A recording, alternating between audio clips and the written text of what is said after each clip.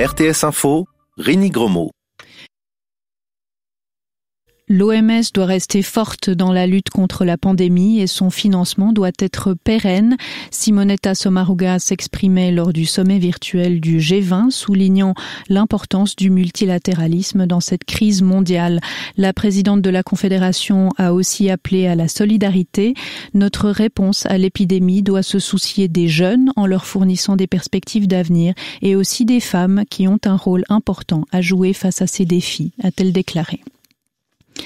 À Kaboul, au moins 8 personnes ont été tuées par des roquettes près de la zone où se trouvent les ambassades et les compagnies internationales.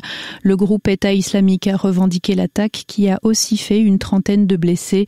Alors qu'à Doha, le secrétaire d'État américain Mike Pompeo rencontrait les négociateurs des talibans et du gouvernement afghan. Malgré les violences persistantes dans ce pays, le président sortant Donald Trump a décidé d'accélérer le retrait des troupes américaines en Afghanistan. Et au Guatemala, des centaines de manifestants ont mis le feu samedi au Parlement. Ils protestent contre le budget 2021 et exigent le départ du président Alejandro Giammattei.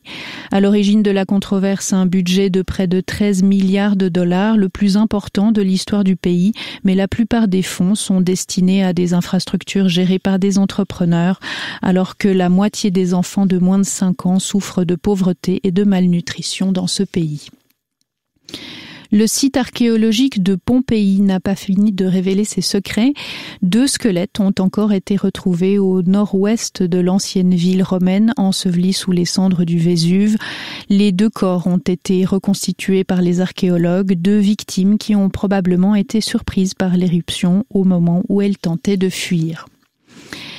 Et de nombreux résultats sportifs hier avec du tennis pour commencer.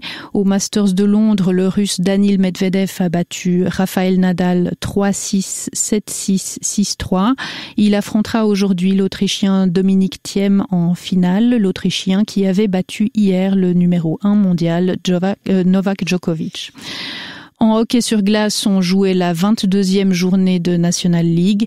Victoire d'Ambri Piotta 2-1 face à Genève. Bienne a battu Langnau 4-1 et Zurich a défait Rapperswil 5-3.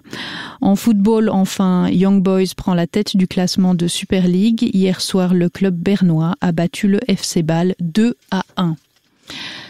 Météo, il fait froid cette nuit avec un brouillard parfois givrant.